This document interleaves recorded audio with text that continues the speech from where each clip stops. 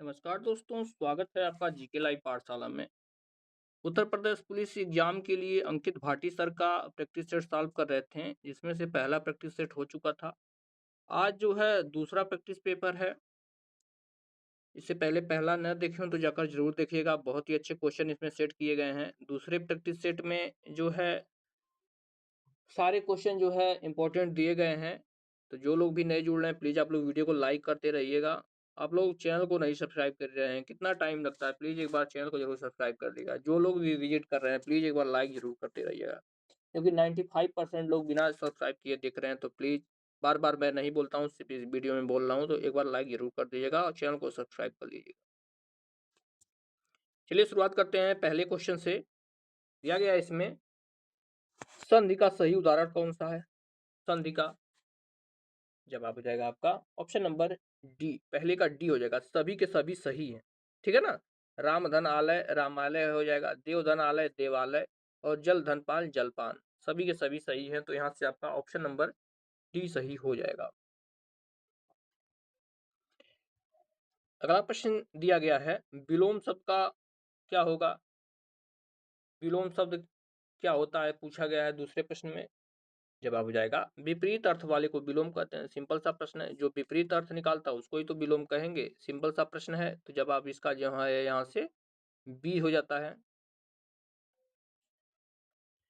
Next question देखते हैं। तीसरा दिया गया है, अज्ञान शब्द का विलोम क्या होगा? अज्ञान का जवाब हो जाएगा आपका, अज्ञान का विलोम जो है ज्ञान होता है।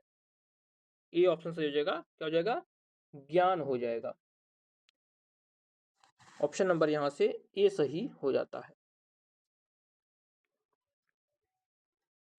नेक्स्ट क्वेश्चन दिया गया, कर्म शब्द का किस लिंग का है? कर्म शब्द किस लिंग का शब्द है? कर्म, तो कर्म जो है एक पुल्लिंग है। ठीक है ना। कौन सा शब्द है? कर्म पुल्लिंग शब्द है। यहाँ से ए ऑप्शन सही होगा। पेन का कलर थोड़ा चेंज कर दे ताकि अच्छे से दिखाई दे। हाँ। अगला प्रश्न दिया गया है, लड़की का बहुवचन क्या होगा? लड़की का बहुवचन शब्द आपको बताना है। पांचवा प्रश्न है, जवाब हो जाता है ऑप्शन ए लड़कियां होता है। लड़की का बहुवचन क्या हो जाएगा? लड़कियां। अगला प्रश्न है, राम ने खाना खाया में कर्ता कौन सा है? राम ने खाना खाया में कर्ता कौन सा है? ये भी बहुत ही सिंपल सा प्रश्न है। तो राम ही करता है, जो काम को करता वही तो कर्ता होता है। ऑप्शन नंबर यहाँ से ए हो जाएगा, राम करता है। अगला प्रश्न दिया गया है, दोहा छंद में प्रत्येक पंक्ति में कितनी मात्राएं होती हैं? दोहा में, तो दोहा में प्रत्येक जो है पंक्ति में 24 मात्राएं। कितनी मात्राएं होती हैं? 24 मात्राएं होती हैं। पहले इसके पहले चरण में जो है 13 मात्राएं होती हैं, और दूसरे चरण में 11 मात्राएं होती हैं। तो कुल मिला के जो है 24 मात्राएं हो जाती हैं। पहले चरण में 13 और दूसरे चरण में 11 मात्राएं होती है। कई बार यह पूछा गया है। अगला प्रश्न है, जल का पर्यायवाची कौन सा नहीं है? जल का पर्यायवाची नहीं पूछा गया है आठवें का। अब हो जाएगा आपका ऑप्शन नंबर सी, पावक नहीं होता है। पावक नहीं होता है क्योंकि पावक का अर्थ आग होता है। यह आग का पर्यायवाची है। बाकी पानी हो गया, नीर हो गया, वारी है, तोय है, ये सब जो है जल के पर्यायवाची है, लेकिन पावक जो है आग का पर्यायवाची होता है। नेक्स्ट क्वेश्चन है, वह पढ़ रहा है, इसमें कौन सा काल है? वह पढ़ रहा है काल पूछा गया है, तो यह जो है वर्तमान काल है। वर्तमान काल है, वह पढ़ रहा है। ऐसे जो है वर्तमान काल के भेद के रूप में देखा जाए तो यह जो है अपूर्ण वर्तमान है। अपूर्ण वर्तमान यह है। यह भी कई बार प्रश्न पूछा गया है। नेक्स्ट क्वेश्चन, खुशहाल शब्द में किस प्रकार का शब्द है? खुशहाल, तो यह जो है विशेषण है। क्या है? यह विशेषण शब्द है खुशहाल। खुशहाल मतलब विशेषण क्यों है? क्योंकि यहाँ किसी व्यक्ति की स्थिति या अवस्था को दर्शाया जाता है, वह जो है विशेषण कहलाता है। जब भी परिवार है, क्या है? खुशहाल परिवार है, इस तरह से बोला जाए तो खुशहाल विशेषता बता रहा है परिवार का, तो विशेषण हो जाएगा। नेक्स्ट क्वेश्चन है, सूरदास किस भक्त धारा से कवि थे? सूरदास, तो यह जो है सगुण भक्ति धारा के कवि थे। सूरदास जी सगुण भक्ति धारा के कवि थे। सी ऑप्शन यहाँ से सही हो जाएगा। और इन्होंने जो है भगवान कृष्ण की बाल लीलाओं का अत्यंत सुंदर जो है वर्णन किया है। अगला प्रश्न है, कबीर किस प्रकार के कवि थे? कबीर 12वां प्रश्न। तो कबीर जो है निर्गुण थे, निर्गुण भक्ति धारा के कवि थे, यानी इन्होंने किसी भगवान को नहीं माना, निर्गुण को भगवान मानकर पूजा किया है, जो है निराकार जिसका कोई आकार न है उस भगवान की पूजा की है।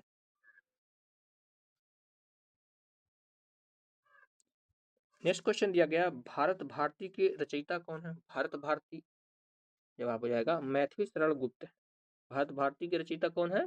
मैथिली शरण गुप्त हैं। और इनकी रचनाओं में हमेशा जो है क्या देशभक्ति की भावना देखने को मिलती है। आते हैं नेक्स्ट पेज पर, 14 नंबर का क्वेश्चन देखेंगे। इसमें दिया गया है, छायावाद के प्रमुख कवि कौन नहीं है? इनमें से कौन प्रमुख कवि है जो छायावाद के कवि नहीं है? जवाब हो जाएगा कबीरदास जी। कबीरदास जी छायावाद के कवि नहीं है। ऑप्शन नंबर यहाँ से डी सही हो जाएगा। छायावाद के 4 प्रमुख कवियों के बारे में आप लोग ध्यान रखिएगा, बार बार पूछा जाता है। इनमें से जो है जयशंकर प्रसाद आ जाते हैं, सुमित्रा पंत आ जाती हैं, महादेवी वर्मा है जो है, और निराला जी है। 4 प्रमुख कवि छायावाद के माने जाते हैं। अगला प्रश्न, मधुशाला के लेखक कौन है?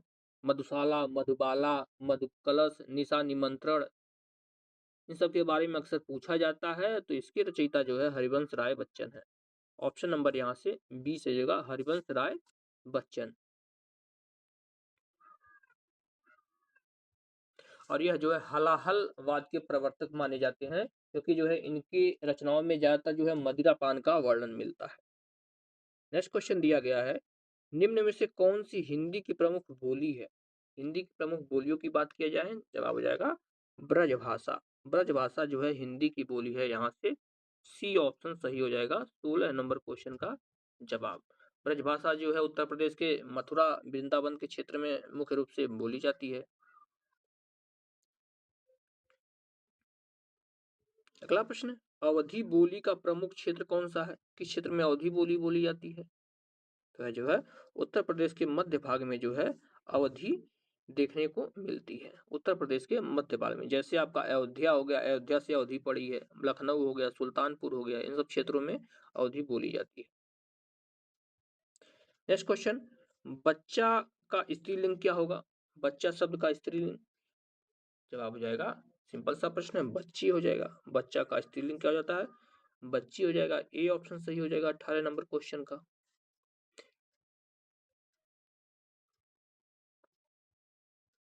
अगला प्रश्न, आंख का तारा मुहावरे का अर्थ बताना है। आंख का तारा मुहावरे का अर्थ बताना है। तो इसका जवाब हो जाएगा प्रिय व्यक्ति। प्रिय व्यक्ति जो होता है उसको ही आंख का तारा बोला जाता है। बी सही जवाब होगा। आगे बढ़ते हैं, नाक काटना कटना मुहावरे का अर्थ। देखिए नाक काटना दूसर हो जाएगा, लेकिन यहाँ पर नाक कटना दिया गया है। इस मुहावरे का अर्थ पूछा है, तो इसका जवाब हो जाएगा ऑप्शन नंबर यहाँ से बी, अपमान होना। नाक कटना मुहावरे का अर्थ क्या हो जाएगा? अपमान होना। बी आपका सही जवाब है।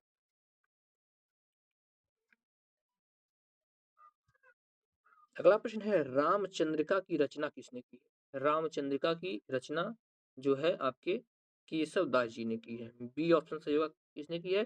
केशव दास जी ने की है। कब इसकी रचना हुई थी? 1601 में इसकी रचना केशव दास जी ने की थी। इसमें भगवान राम की कथाओं का वर्णन मिलता है।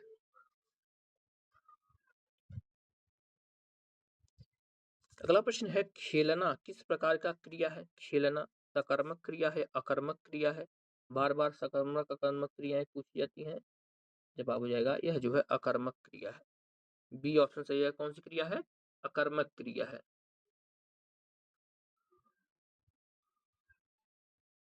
अगला प्रश्न है, उसने पत्र लिखा, इसमें कर्म क्या है? उसने पत्र लिखा, इस जो है वाक्य में कर्म कौन सा है पूछा गया है। जवाब हो जाएगा पत्र शब्द जो है यह कर्म है। उसने जो हो गया है कर्ता हो गया, लिखना क्रिया हो गया, और पत्र जो है यह कर्म हो गया। कोई भी पूछे आप आंसर दे सकते हैं। अगला प्रश्न है धीरे धीरे क्या है? धीरे धीरे क्या है? संज्ञा है, विशेषण है, क्रिया विशेषण या सर्वनाम है? जवाब हो जाएगा यह जो है क्रिया विशेषण है। क्या है? क्रिया विशेषण। जैसे वह धीरे धीरे चलता है तो चलने की विशेषता बता रहा है ना धीरे धीरे, तो इस वजह से वह क्रिया विशेषण है, क्योंकि चलना क्रिया है और उसकी विशेषता बता रहा है।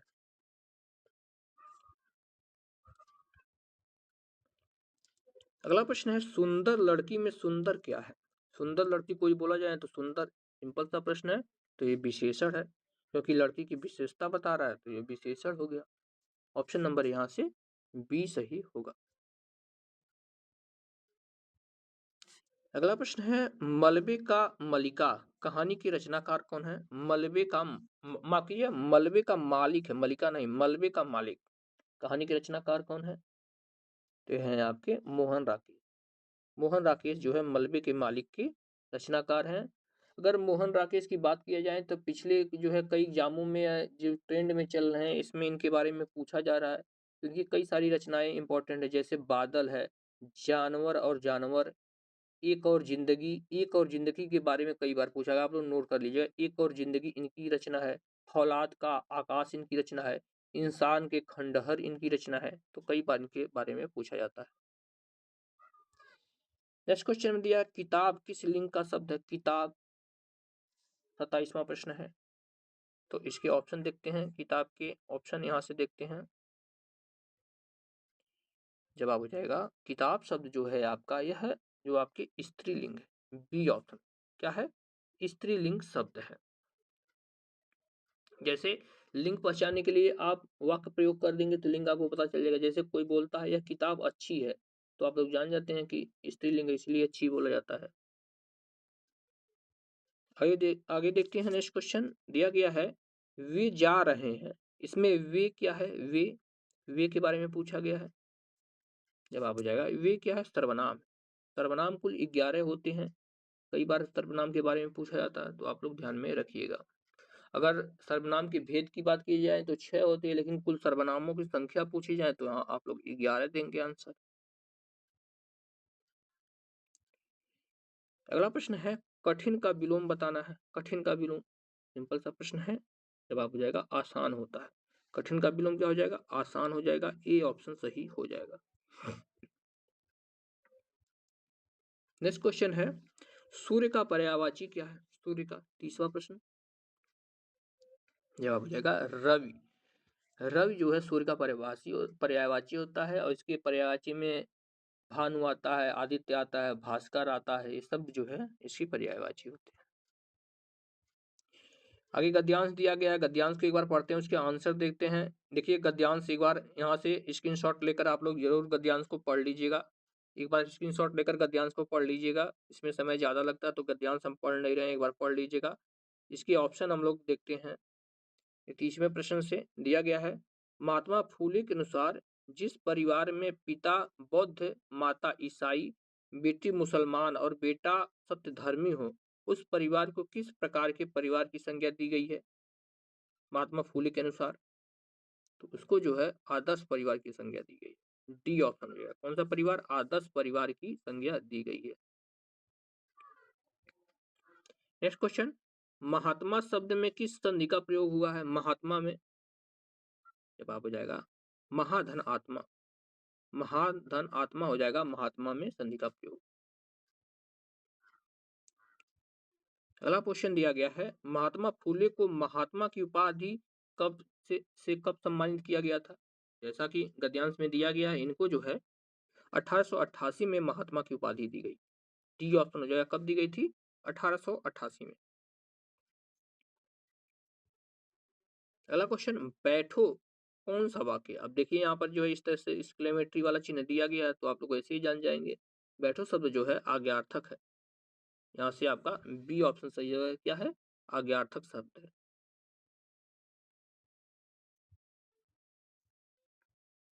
आगे देखते हैं मैं पढ़ रहा हूं में रहा क्या है? रहा क्या है?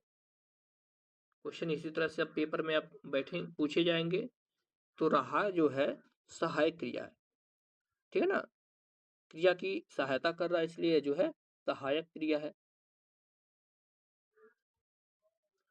आते हैं 36 नंबर प्रश्न की तरफ। इसमें दिया गया है, बाल चित्रण में कौन सा कवि श्रेष्ठ है? बाल चित्रण में तो आप हो जाएगा ऑप्शन नंबर सी, सूरदास जी। सूरदास जी जो है बाल चित्रण के सबसे श्रेष्ठ कवि माने जाते हैं, क्योंकि उन्होंने जो है भगवान कृष्ण की जो है बाल लीलाओं का वर्णन बहुत अच्छी तरीके से किया है।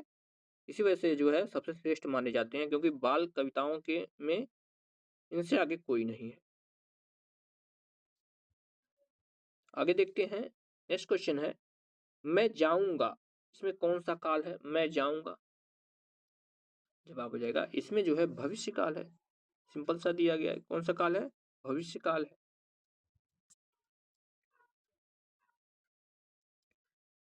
अगला क्वेश्चन दिया गया है, भारतीय संविधान के संदर्भ में, देखिए यहाँ से जो है सामान्य अध्ययन का पोर्शन शुरू हो जाता है। भारतीय संविधान के संदर्भ में निम्नलिखित में से कौन सही सुमेलित है, पूछा गया है। जवाब हो जाएगा ऑप्शन नंबर यहाँ से बी हो जाएगा। भाग 3 में जो है मौलिक अधिकारों का वर्णन दिया गया है। भाग 3 में क्या दिया गया है? मौलिक अधिकारों का वर्णन दिया गया है। तो यहाँ से आपका बी ऑप्शन सही हो जाएगा। भाग 2 की अगर हम बात करते हैं तो इसमें जो है नागरिकता के बारे में वर्णन मिलता है। नागरिकता देखिए यहाँ भाग 3 दिया गया, लेकिन ये भाग 2 है, नागरिकता के बारे में वर्णन मिलता है। राज्य के नीति निर्देशक सिद्धांत की अगर बात किया जाए तो भाग 4 में इसका वर्णन मिलता है। मौलिक कर्तव्य अगर हम देखा जाए तो भाग 4 को में इसका वर्णन मिलता है, भाग 4 ए में इसका वर्णन मिलता है, और मौलिक अधिकार भाग 3 में इसका वर्णन मिलता है।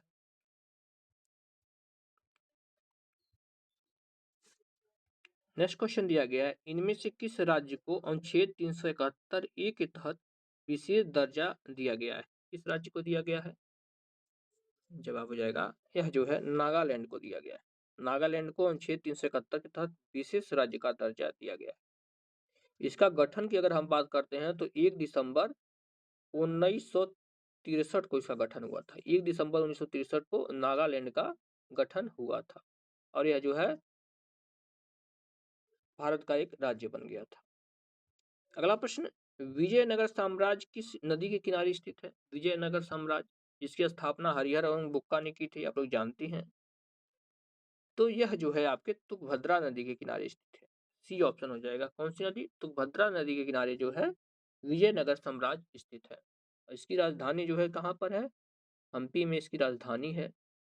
और तुंगभद्रा नदी का जो है पुराना नाम पूछ लिया जाएगा, मान लीजिए पूछा जाए विजयनगर साम्राज्य किस नदी के किनारे स्थित है, वहां तुंगभद्रा नदी आ रहे हैं तो पंपा बोलते हैं। तुंगभद्रा का पुराना नाम जो है पंपा है, ध्यान रखिएगा, पंपा नदी इसको कहते थे पहले। पुराने नाम से जो है अक्सर इस समय प्रश्न ज्यादा पूछ ले रहे हैं, तो इसको भी ध्यान में रखिएगा। नेक्स्ट क्वेश्चन है, इनमें से किसे मुगल सम्राट शाहजहां ने सुल्तान बुलंद इकबाल की पदवी दी थी? इसकी सुल्तान बुलंद इकबाल की पदवी किसको दी थी? तो ये दिए थे दारा सिकोह को। ये ऑप्शन सही है, दारा सिकोह को दिए थे। और दारा सिकोह की मृत्यु कब हुई थी? इसकी मृत्यु जो है उत्तराधिकार के युद्ध में जो है औरंगजेब से हार गया था, तब हुई थी। नेक्स्ट क्वेश्चन, निम्नलिखित में से किसने कहा था कि स्वराज हमारा जन्मसिद्ध अधिकार है? यह नारा किनका है? तो यह नारा जो है बीजी तिलक का, यानी बाल गंगाधर तिलक जी का यह नारा है, स्वराज हमारा जन्मसिद्ध अधिकार है। और यह नारा उन्होंने जो है 1916 में दिया था। 1916 के जो है भारतीय राष्ट्रीय कांग्रेस के लखनऊ अधिवेशन में यह नारा दिया था। कब दिया था? लखनऊ अधिवेशन में यह नारा दिया था। यह नारा पूरा कैसा था? स्वराज्य हमारा जन्मसिद्ध अधिकार है, और हम इसे या मैं इसे लेकर रहूंगा।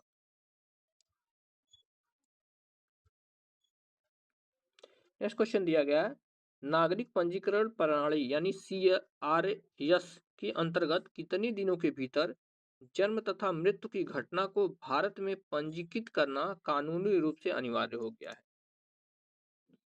इसका जवाब हो जाएगा 21 दिन के भीतर जो है यह कानूनी रूप से इसका पंजीकृत करना अनिवार्य रहता है। यानी जन्म प्रमाण पत्र बनवाना है या मृत्यु प्रमाण पत्र 21 दिन के भीतर यह करवाना अनिवार्य रहता है।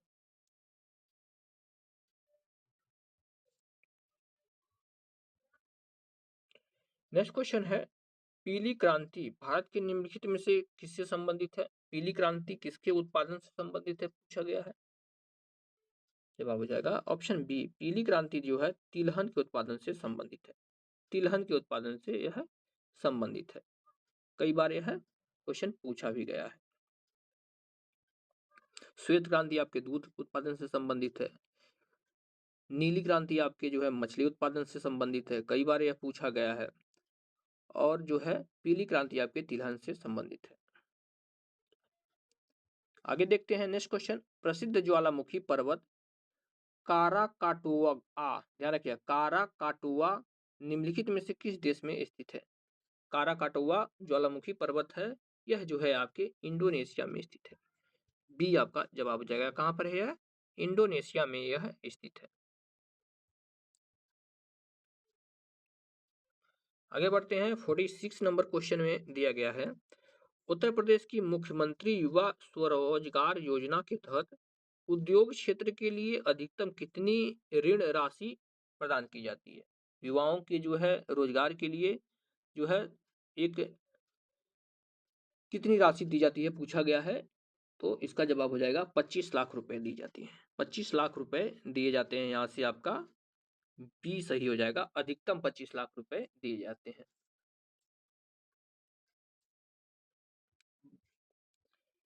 अगला प्रश्न है 27 नंबर का, भारत में बैंकिंग प्रणाली का नियामक कौन होता है? बैंकिंग प्रणाली का, अब इसके ऑप्शन देख लेते हैं।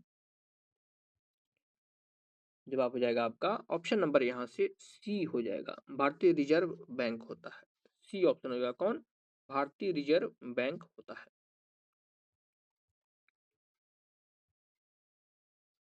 नेक्स्ट क्वेश्चन दिया गया है, उत्तर प्रदेश के किस शहर को सिराजे हिंद कहा जाता है? सिराजे हिंद, जवाब हो जाएगा जौनपुर को। सिंपल सा प्रश्न है, जौनपुर को जो है सिराजे हिंद के नाम से जानते हैं।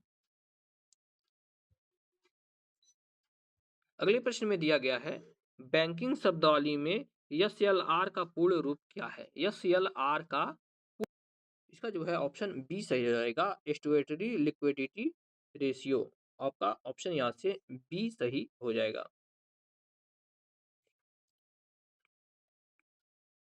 अगला प्रश्न है, वर्ष 1969 में भारत के कितने निजी बैंकों का राष्ट्रीयकरण किया गया था? 1969 में, तो 1969 में कुल जो है 14 बैंकों का राष्ट्रीयकरण किया गया था। ऑप्शन नंबर यहाँ से डी सही है, कुल 14 बैंकों का राष्ट्रीयकरण किया गया था। कब?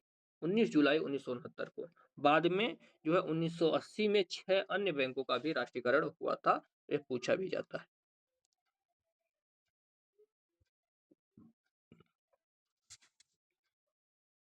अगला प्रश्न है, कोशिका का ऊर्जा गृह या पावर हाउस किसे कहते हैं? जवाब हो जाएगा माइटोकांड्रिया। माइटोकांड्रिया को जो है कोशिका का पावर हाउस कहा जाता है। यह प्रश्न भी कई बार पूछा गया है।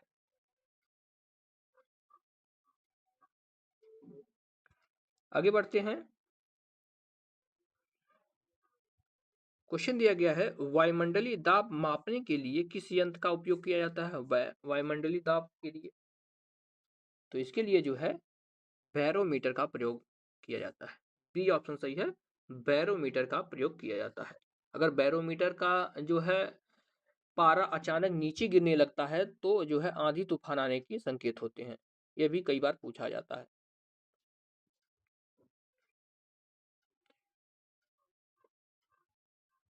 आगे बढ़ते हैं नेक्स्ट क्वेश्चन की तरफ। इसमें दिया गया है, उत्तर प्रदेश राज्य का एकमात्र शास्त्रीय नृत्य कौन सा है? 53 नंबर प्रश्न। जवाब हो जाएगा यह जो है आपका कथक है। बी ऑप्शन सही होगा, कथक उत्तर प्रदेश का एकमात्र शास्त्रीय नृत्य है। कुचिपुड़ी की बात करते हैं तो ये आंध्र प्रदेश का है, कई बार पूछा गया। उड़ीसी उड़ीसा का है। भरतनाट्यम जो है तमिलनाडु के क्षेत्र में होता है। नेक्स्ट क्वेश्चन, अंतरराष्ट्रीय स्तर की भाला फेंक एथलीट अन्नू रानी उत्तर प्रदेश के किस जिले से संबंधित है? अन्नू रानी, जवाब हो जाएगा आपका ऑप्शन नंबर यहाँ से बी सही होगा। यह है आपके मेरठ से, ठीक है ना, मेरठ से अन्नू रानी है। अगर मेरठ के गांव की बात पूछे जाए तो यह बहादुरपुर गांव से है। बहादुरपुर गांव से है। और कौन से खेल से जुड़ी हुई है? यह जेवलिंग थ्रो यानी भाला फेंक से जुड़ी हुई है।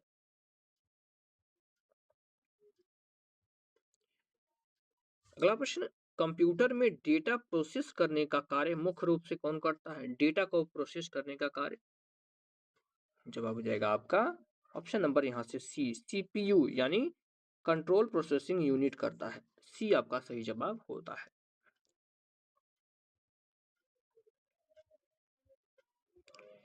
आगे बढ़ते हैं अगले क्वेश्चन की तरफ।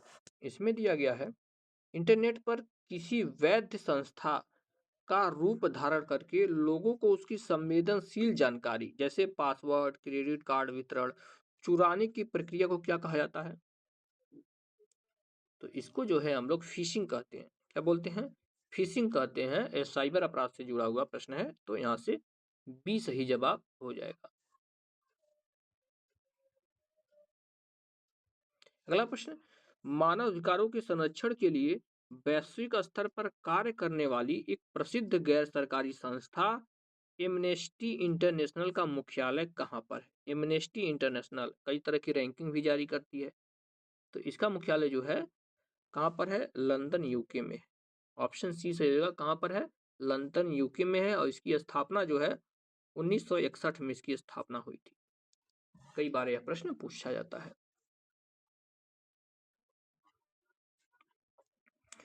बढ़ते हैं अगले पेज की तरफ। जो लोग भी जुड़े हैं प्लीज लाइक जरूर करते रहिएगा।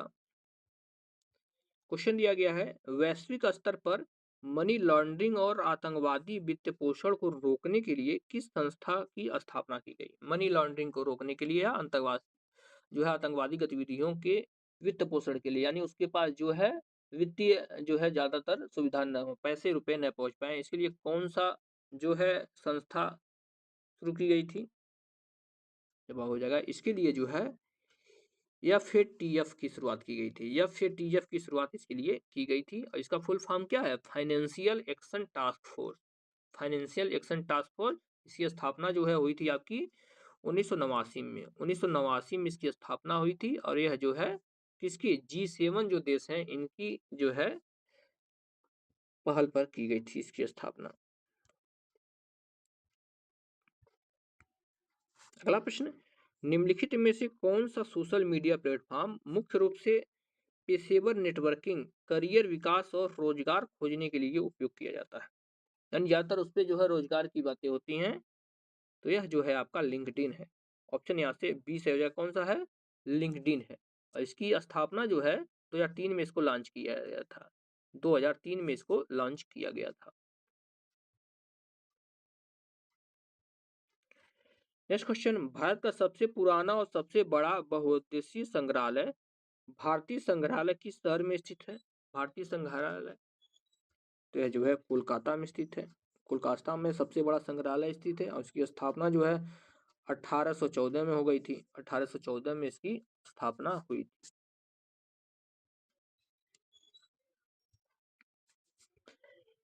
नेक्स्ट क्वेश्चन, भारत के पड़ोसी देश बांग्लादेश की आधिकारिक मुद्रा क्या है? बांग्लादेश की मुद्रा, जवाब हो जाएगा टका है। बांग्लादेश की मुद्रा क्या है? टका है। रूबल की बात किया जाए तो यह जो है रूस की है। रूस की मुद्रा रूबल है। क्यात देखा जाए तो म्यांमार की मुद्रा क्यात है, और रुपया तो भारत का ही है। नेक्स्ट क्वेश्चन, नील नदी के किनारे बसे एक प्रसिद्ध देश मिस्र यानी इजिप्ट की राजधानी क्या है? मिस्र की राजधानी पूछा गया है।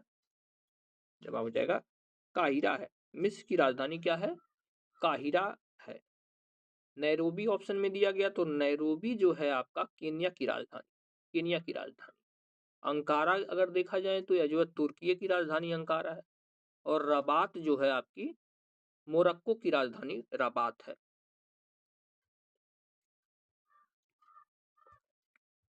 अगला प्रश्न है, भारत में अपने कर्तव्यों का पालन करते हुए प्राण न्यौछावर करने वाले पुलिस कर्मियों की याद में राष्ट्रीय पुलिस स्मृति दिवस किस तिथि को मनाया जाता है?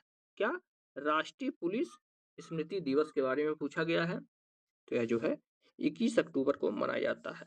सी ऑप्शन सही हो जाएगा। कब? 21 अक्टूबर को यह मनाया जाता है। अगला प्रश्न दिया गया है, इंटरपोल का पूर्ण रूप क्या है? इंटरपोल, जवाब हो जाएगा आपका option number B, international criminal police organisation है। क्या है? इंटरनेशनल जो है क्रिमिनल पुलिस ऑर्गेनाइजेशन। इसकी स्थापना जो है 1923 में हुई थी। 1923 में इसकी स्थापना हो गई थी, 7 सितंबर 1923 को। इसका मुख्यालय कई बार पूछा गया है, तो फ्रांस के लियोन में है। इसका मुख्यालय कहाँ पर है? फ्रांस के लियोन में। अगला क्वेश्चन, दक्षिण एशियाई क्षेत्रीय सहयोग संगठन यानी सार्क का अस्थायी सचिवालय कहाँ पर है? सार्क का जवाब हो जाएगा आपका ऑप्शन नंबर डी, यह जो है नेपाल के काठमांडू में है सार्क का मुख्यालय। डी सही जवाब हो जाएगा। इसकी स्थापना जो है 1985 को हुई थी। अगर इसमें देशों की बात किया जाए तो इसमें जो है दक्षिण एशिया के 8 देश आते हैं, जैसे भारत, पाकिस्तान, बांग्लादेश, श्रीलंका, नेपाल, मालदीव, भूटान, अफगानिस्तान। पूछा जाता है इनमें से कौन सा सार्क का संगठन नहीं है, तो सभी यही भारत के पड़ोसी देशों का नाम दे दिया जाएगा, और इसमें जो है आपकी चीन का भी नाम दे दिया जाएगा, तो वही नहीं है। अगला प्रश्न है, भारत में सिनेमा और फिल्म जगत के क्षेत्र में दिया जाने वाला सर्वोच्च राष्ट्रीय पुरस्कार कौन सा है? फिल्म क्षेत्र में सबसे बड़ा पुरस्कार कौन सा है? जो है दादा साहब फाल्के पुरस्कार। कौन सा है? दादा साहब फाल्के पुरस्कार है। इसकी शुरुआत जो है 1969 में हुई थी। 1969 में जो है इसकी शुरुआत हुई थी। जो है यह सूचना एवं प्रसारण मंत्रालय भारत सरकार के द्वारा यह दिया जाता है। अगला प्रश्न है, 2011 की जनगणना के अनुसार भारत के किस राज्य का लिंगानुपात सबसे कम दर्ज किया गया है? लिंगानुपात जवाब हो जाएगा हरियाणा। सी ऑप्शन हो जाएगा, हरियाणा का लिंगानुपात जो है सबसे कम है। अगला क्वेश्चन, भारत सरकार के द्वारा बाघों की घटती आबादी को रोकने के लिए प्रोजेक्ट टाइगर अभियान किस वर्ष प्रारंभ किया गया था? प्रोजेक्ट टाइगर जवाब हो जाएगा, यह जो है 1973 में प्रोजेक्ट टाइगर चला था। 1973 में प्रोजेक्ट टाइगर की शुरुआत की गई थी। इस समय जो है प्रधानमंत्री इंदिरा गांधी के जो है समय काल में हुआ था। अगला क्वेश्चन, बास्केटबॉल के खेल में प्रत्येक टीम में एक समय में कोर्ट पर खेलने वाले खिलाड़ियों की संख्या कितनी होती है? बास्केटबॉल में जवाब हो जाएगा आपका ऑप्शन नंबर ए हो जाएगा, 5 खिलाड़ी होते हैं। बास्केटबॉल में जो है प्रत्येक टीम में 5 खिलाड़ी होते हैं। अगला क्वेश्चन, उत्तर प्रदेश पुलिस बल का सर्वोच्च अधिकारी कौन होता है जो पूरे राज्य की पुलिस व्यवस्था का नेतृत्व करता है? पूरे राज्य की पुलिस व्यवस्था देखता है, यह जो है पुलिस महानिदेशक होता है, जिसको हम लोग जो है डीजीपी बोलते हैं। पुलिस महानिदेशक जिसे डीजीपी बोला जाता है।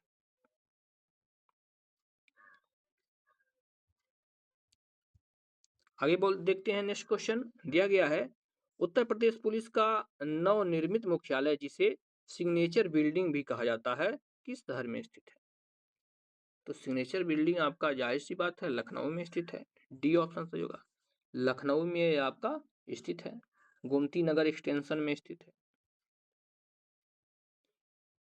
आगे बढ़ते हैं अगले प्रश्न की तरफ। दिया गया है, प्रसिद्ध उपन्यास अ सूटेबल बॉय के लेखक कौन है? ए सूटेबल बॉय, तो इसके लेखक जो है विक्रम सेठ हैं। विक्रम सेठ, ये आपका सही जवाब हो जाएगा।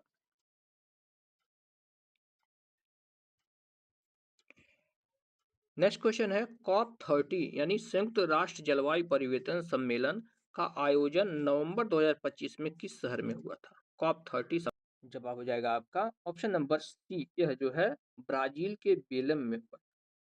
ब्राजील के बेलम में ये हुआ था। यही कॉप 31 की बात किया जाए तो तुर्की आतंकलिया में होगा, याद रखिएगा। और इससे पहले का कॉप जो है 29 की बात किया जाए तो अजरबैजान के बाकू में ही हुआ था। तो आगे पीछे दोनों आप लोग ध्यान में रखिएगा। अगला प्रश्न है, भारत के 77वें गणतंत्र दिवस अवसर पर मुख्य अतिथि के रूप में किन्हें आमंत्रित किया गया था? जवाब हो जाएगा आपका ऑप्शन नंबर बी, यह थे आपके उर्सुला वान डेर लेन और एंटोनियो कोस्टा। इन दोनों लोगों को जो है आमंत्रित किया गया था।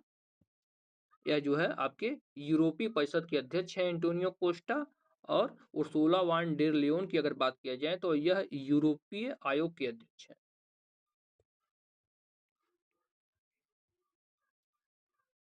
आगे देखते हैं 75 नंबर प्रश्न दिया गया है, वर्ष 2026 के पद्म पुरस्कारों के तहत उत्तर प्रदेश से किस हस्ती को पद्म विभूषण से सम्मानित किया गया है? तो यह किया गया आपके डॉक्टर एन राजम जी को। Doctor N Rajam, A option सही हो, ये आपका यहाँ से जवाब बन जाता है।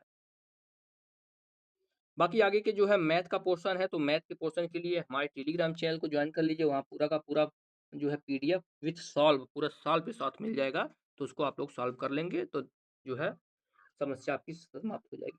टेलीग्राम का लिंक आपके डिस्क्रिप्शन बॉक्स में है, वहाँ टेलीग्राम चैनल को जरूर ज्वाइन कर लीजिए।